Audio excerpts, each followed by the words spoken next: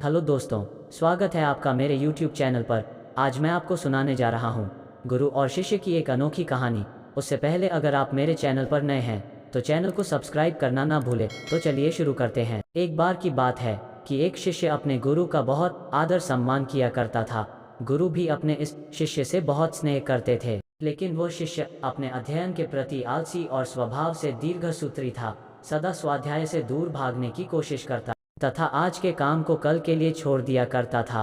अब गुरुजी कुछ चिंतित रहने लगे कि कहीं उनका यह शिष्य जीवन संग्राम में पराजित न हो जाए।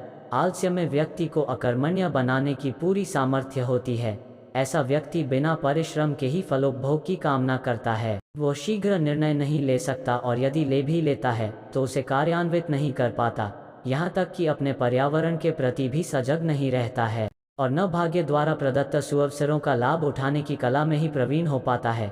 उन्होंने मन ही मन अपने शिष्य के कल्याण के लिए एक योजना बना ली। एक दिन एक काले पत्थर का एक टुकड़ा उसके हाथ में देते हुए गुरुजी ने कहा, मैं तुम्हें यह जादुई पत्थर का टुकड़ा 2 दिन के लिए देकर कहीं दूसरे गांव जा रहा हूँ। जिस भी लोहे की वस्तु को तुम इससे स्पर्श करोगे वह स्वर्ण में परिवर्तित हो जाएगी, पर याद रहे कि दूसरे दिन सूर्यास्त के पश्चात मैं इसे तुमसे वापस ले लूंगा। शिष्य इस सुअवसर को पाकर बड़ा प्रसन्न हुआ, लेकिन आलसी होने के कारण उसने अपना पहला दिन यह कल्पना करते करते बिता दिया कि जब उसके पास बहुत सारा स्वर्ण होगा तब वह कितना प्रसन्न, सुखी, समृद्ध और संतुष्ट रहेगा। इतने नौकर चाकर होंगे कि उसे पानी पीने के लिए भी नहीं उठाना पड़ेगा। फिर दूसरे दिन जब वह प्रातःकाल जगा, उसे अच्छी तरह से स्मरण था कि आज स्वर्ण पाने का दूसरा और अंतिम दिन है। उसने मन में पक्का विचार किया कि आज वो गुरुजी द्वारा दिए गए काले पत्थर का लाभ जरूर उठाएगा। उसने निश्चय किया कि वो बाजार से लोहे के बड़े बड़े सामान खरीद कर लाएगा और उन्हें स्वर्ण में परिवर्तित कर देगा। दिन बीतता गया, पर वो इसी सोच में बैठा रहा कि अभी तो बहुत समय है, कभी भी बाजार जाकर सामान लेता आएगा।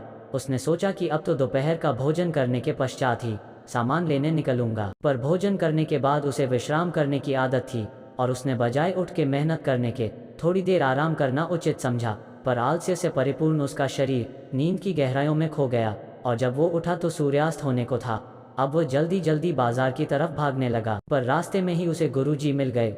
उनको देखते ही वो उनके चरणों पर गिरकर उस जादुई पत्थर को एक दिन और अपने पास रखने के लिए याचना करने लगा, लेकिन गुरुजी नहीं माने और उस शिष्य का धनी होने का सपना चूर चूर हो गया।